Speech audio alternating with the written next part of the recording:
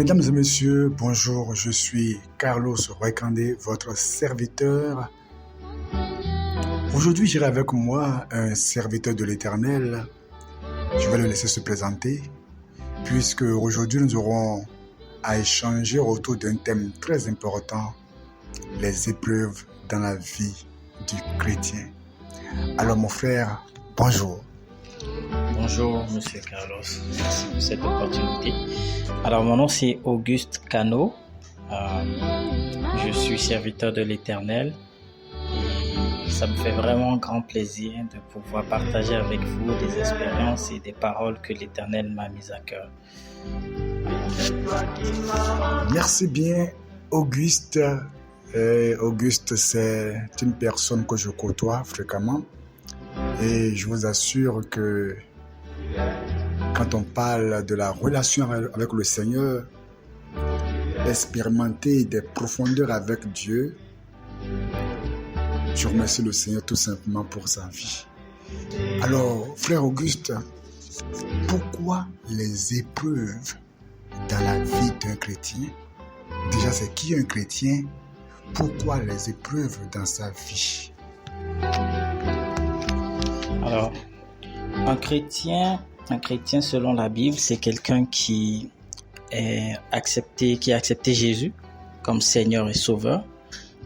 Ça n'a rien à voir avec quelqu'un qui va juste à l'église, ça n'a rien à voir avec quelqu'un qui reconnaît l'existence de Dieu, mais c'est quelqu'un qui a accepté Jésus dans sa vie comme Seigneur et Sauveur et qui a cru et qui continue de croire. La Bible dit que nous avons été justifiés par la foi. Donc, c'est quelqu'un qui croit au Seigneur Jésus. Parlons des épreuves. Pour mon expérience, les épreuves, je crois fermement que c'est le tremplin.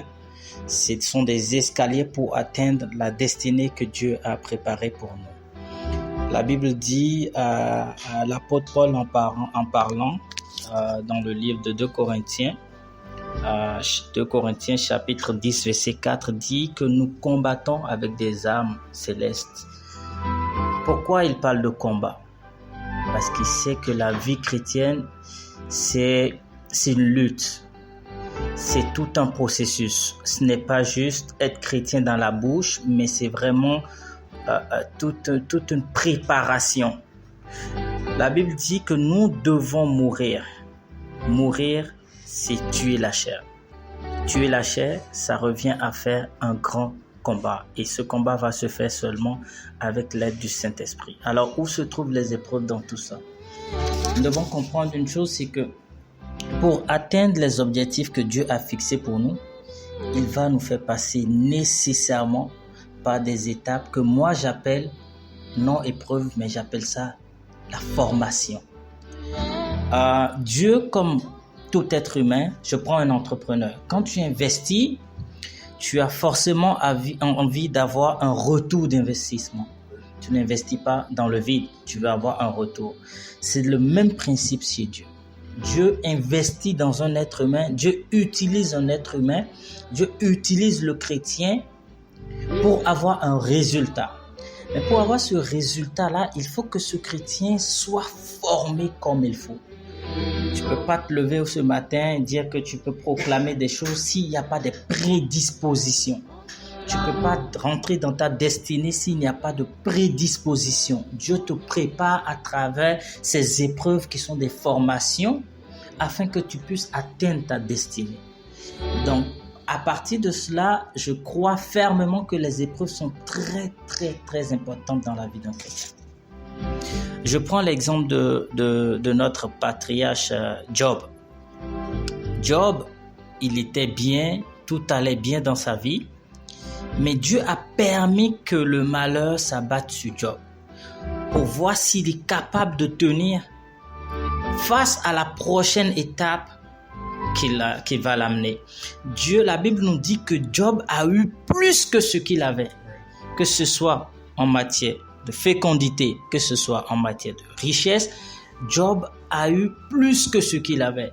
Mais pour porter une charge plus lourde que ce que tu as l'habitude de porter, il te faut de l'entraînement. Tu dois t'entraîner.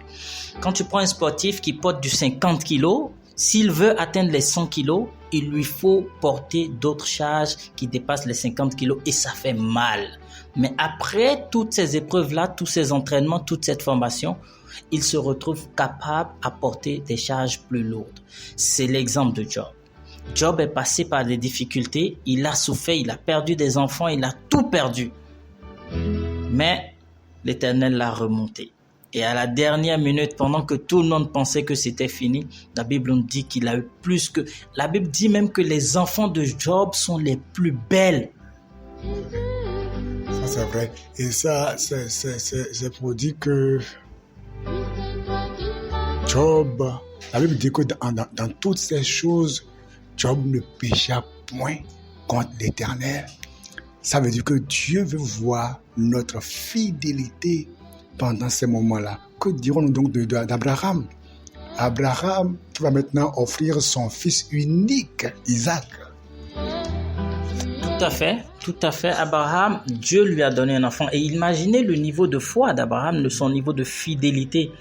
Dieu lui a donné un enfant. Après plusieurs années, cet homme a attendu, il a pleuré, il est tombé malade du fait d'avoir un enfant. L'Éternel, notre Dieu qui est bon et qui est toujours bon, lui a donné un fils et lui demande de lui redonner ce fils-là.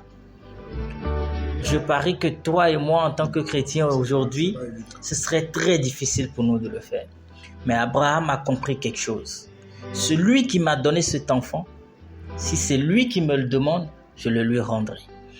Mon exemple à moi, à chaque fois que Dieu me demande de semer, la première phrase qui revient dans ma tête, c'est « Qui t'a donné cet argent-là » Et quand j'entends cette question-là, cette phrase-là dans ma tête, la réponse est claire. C'est mon Créateur qui me l'a donné. Qui te demande l'argent? C'est lui. Je lui redonne ce qu'il m'a donné. Donc ça dit que même la semence est une épreuve. Évidemment, la semence est une épreuve. Imagine-toi dans une situation où tu vas à l'église. Il n'y a que 2000 francs dans ta poche. Et tu dois quitter l'église pour chez toi. Le transport te coûtera aussi 2000 francs. Et tu as déjà fait preuve de foi. Tu as remis un 500 francs dans la quête en tant qu'offrande. Et pendant que l'homme de Dieu est en train de prêcher, le Saint-Esprit te dit, va semer dans sa vie tout ce que tu as dans ta poche, sachant que tu as juste 1500 et ce n'est même pas encore suffisant pour rentrer chez toi. Obéir à cette voix-là, c'est montrer à Dieu combien on est fidèle à lui, combien on a confiance et combien on sait que lui qui pourvoit toutes choses ne va pas nous laisser tomber. Merci, frère Auguste. La place des plaintes, des inquiétudes pendant les épreuves. Il y en a qui se livrent aux murmures, aux plaintes. Il y en a même qui menacent de ne plus prier, d'abandonner l'assemblée. Est-ce que c'est la posture normale quand on vit les épreuves? Pas du tout. La Bible dit « Mon peuple périt faute de connaissance » et je rends grâce à Dieu pour cette opportunité qu'on a de partager nos expériences et de partager tout ce que l'Éternel nous a mis à cœur. En réalité, lorsqu'un chrétien traverse des épreuves, la première chose, le premier réflexe, c'est de reconnaître la voix de l'Éternel, de reconnaître le plan de l'Éternel, de savoir qu'est-ce qui se passe réellement. D'où l'importance d'avoir une intimité avec Dieu. Si tu n'as pas d'intimité avec Dieu, tu es perdu. Lorsque tu traverses une épreuve, même la Bible montre que les enfants d'Israël, lorsqu'ils ont murmuré, le trajet qu'ils devaient faire 40 jours, ils l'ont fait en 40 ans. L'Éternel a ses plans. Il n'est pas mauvais, notre Dieu. C'est pour ça que quand les gens disent « Il a permis que le malheur m'arrive », je dis non. Il n'a pas permis que le malheur t'arrive. Il t'a formé, c'est différent. Parce qu'il ne peut pas être bon et mauvais en même temps, le Seigneur. Donc, pendant les épreuves, on ne peut pas murmurer, menacer Dieu. Entre Dieu et nous, qui a besoin de qui? C'est nous. On ne peut pas menacer Dieu. Parce que quand tu menaces de ne plus aller à l'église, de ne plus prier, tu es en train de menacer Dieu. Mais ça n'a jamais rien changé.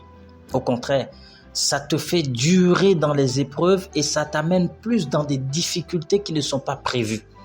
Alors, c'est très important que nous comprenions que quand Dieu nous fait traverser des épreuves, nous devons nous laisser aller, parler, nous devons laisser parler l'Esprit de Dieu et passer du temps dans sa présence pour comprendre comment est-ce que nous devons traverser cette épreuve-là et trouver des chemins les plus appropriés pour nous en sortir. Merci, Monsieur Auguste. Dieu a forcément un message à véhiculer en temps d'épreuve ou pendant les épreuves. Et il est important pour chacun d'avoir une intimité avec Dieu pour ça. Parce que ça fait même que c'est ton péché qui te fait vivre ce que tu vis là. Et si tu n'as pas réellement une relation avec Dieu, tu penseras que tu es en train de vivre une formation qui vient de Dieu, alors que c'est juste à cause d'un péché que tu as commis que tu vis cette difficulté-là. D'où l'importance de pouvoir écouter la voix de Dieu pour savoir ce qui m'arrive là. Quelle est son origine? Est-ce vraiment Dieu qui est derrière? Quelle est la posture normale en temps d'épreuve, Monsieur Auguste? La posture normale en temps d'épreuve, comme je le disais tantôt, c'est de consulter Dieu. Parce que, comme vous l'avez dit tout à l'heure, il y a des épreuves qui ne viennent pas nécessairement de Dieu, mais qui viennent de notre désobéissance. Et quand l'épreuve vient de ta désobéissance, tout ce que tu as fait, c'est de la repentance.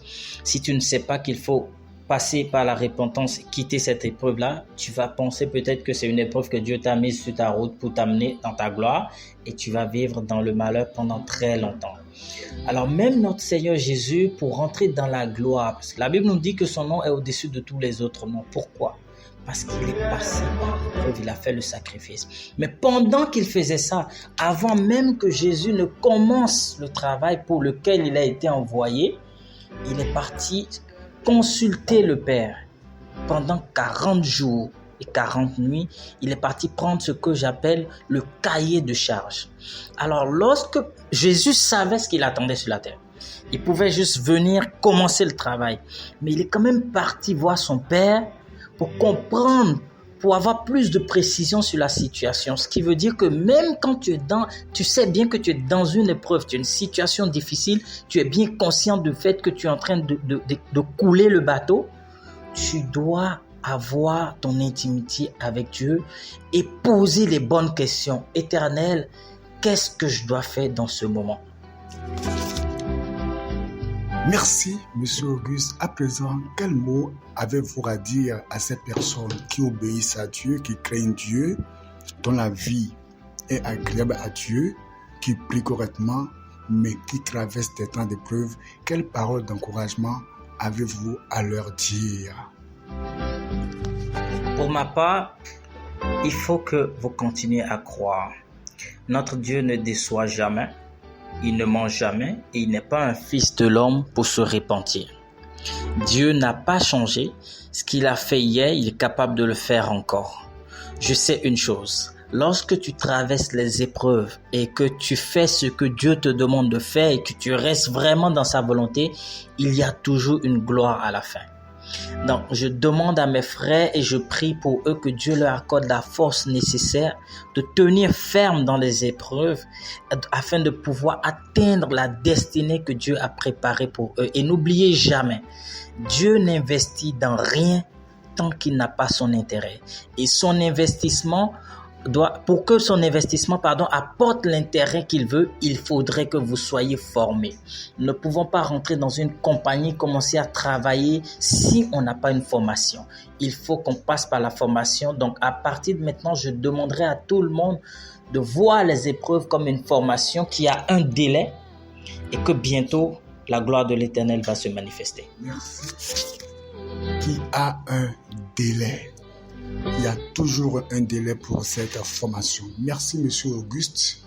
Le temps est contre nous. Je crois que nous aurons encore d'autres occasions pour pouvoir décrypter d'autres thèmes. Franchement, merci beaucoup. Merci à tout l'auditoire et que l'Éternel vous bénisse. Shalom. Mesdames et messieurs, ça sera tout pour aujourd'hui. C'était notre frère Auguste. Vous pourrez le contacter et parler avec lui s'il y a des questions à lui poser. Ou s'il y a des questions à poser, posez-les dans le groupe. Il va vous répondre. Que le Seigneur vous bénisse. Au revoir.